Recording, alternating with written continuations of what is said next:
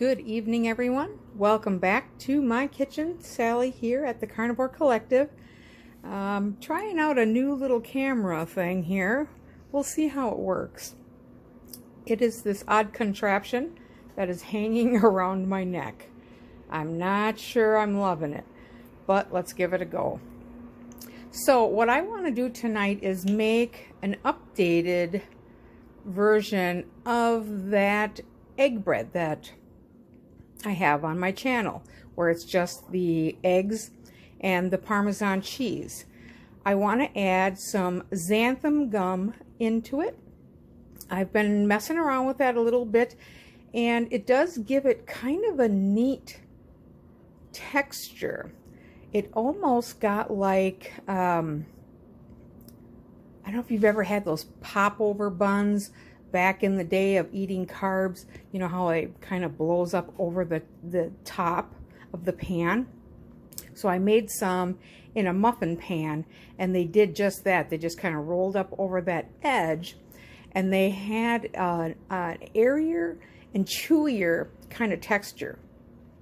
So I'm going to use that recipe tonight, but I'm going to put it in this glass baking dish so I can just make slices.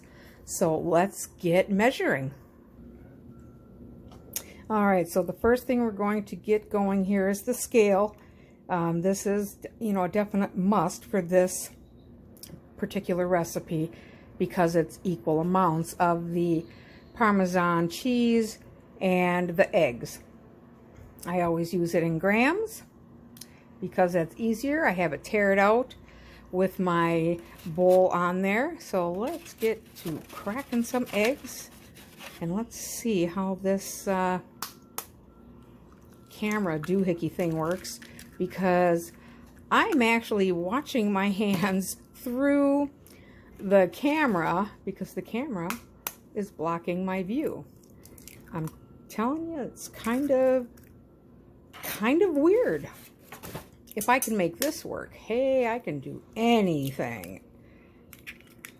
All right, so usually I like to have around 300 grams of eggs and cheese. So that's 4 eggs thus far. I get, got some shell in there. All right. I get these eggs from a friend. Homegrown eggs, you gotta love that. All right, so we got 275. Let's see.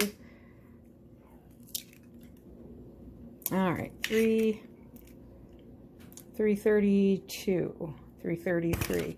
All right, well, let's go with that.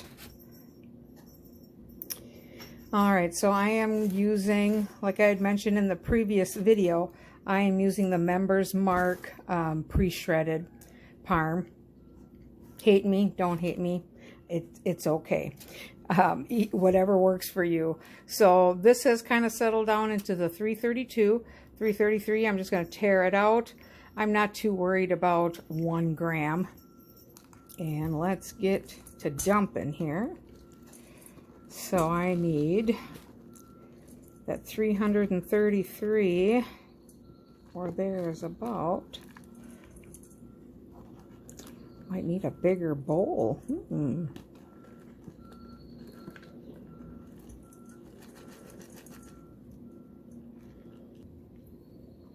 All right, so as you can see, I do need to swap that bowl out. This measured fine, but I want a little more room to work once we start blending it up.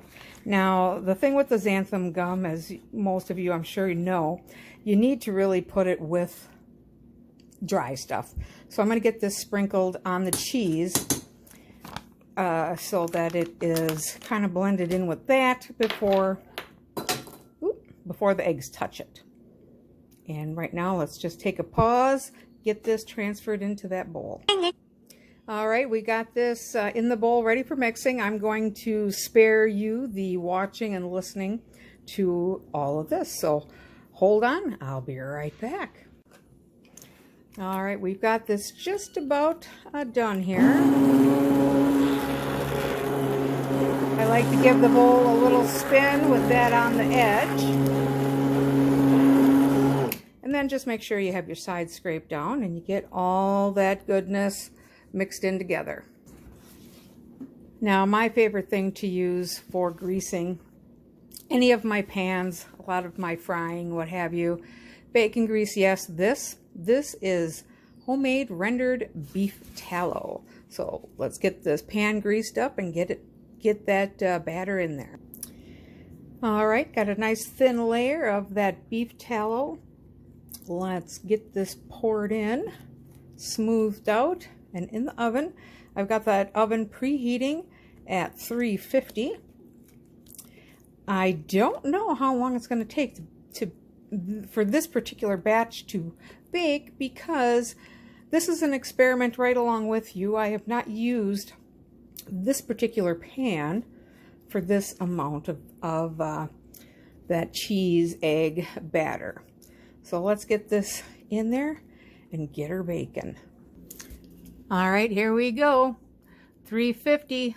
Let's get her cooking. Check this out. Gotta take a little peek. Ooh, look at that. It's rising up really nice. I do have to make a little edit though. The oven is at 400.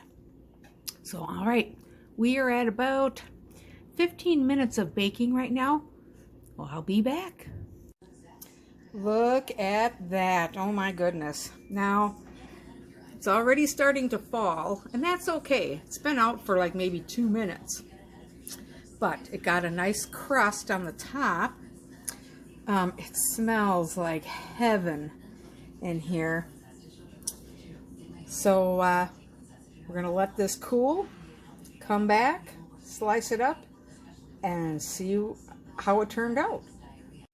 All right, so we are back. The bread is out of the oven, and it did exactly like I suspected. It did fall. It is quite thinner than I was hoping for.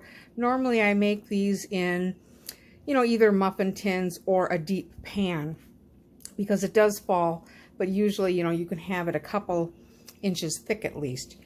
But that isn't the true test of it all. The true test is, of course, the taste and the texture. This did have some pan stickage. It was pretty hard to get out of there, but I used my handy dandy bench scraper. It works quite well for all kinds of things. And cutting is one, and of course scraping. And I was able to scrape it out of the bottom of the pan and save that lovely crust. Well, except for that piece. But you can see the bottom did get nice and brown. Now, I did have to make a correction. It does need to bake, in my opinion, at 400, because baking it at the higher temperature does make it rise faster, and it does give it more color. This isn't as crispy because I've never made it in glass before. I don't think I'll make it in glass again. I really think that the texture is better doing it out of a metal pan as far as the crispiness. However, it does have a little bit more of that pull, sorry, from, that pull because of the xanthan gum. And the taste, it's perfect. I mean, the taste is exactly the way it was before. That nice, salty, cheesy flavor. It has a nice little chew that is, it's slightly different than the original version without the xanthan gum. So, I think it's worth giving it a try. I do suggest, though, not using such a shallow pan like this. I mean, I think this is maybe, what, 1.5 inches. So, too shallow of a pan, in my opinion. But the flavor, the texture is still delicious. And I think I'm going to slice this up thin and broil it, make a little crust on there, And it's kind of like a cheesy breadstick.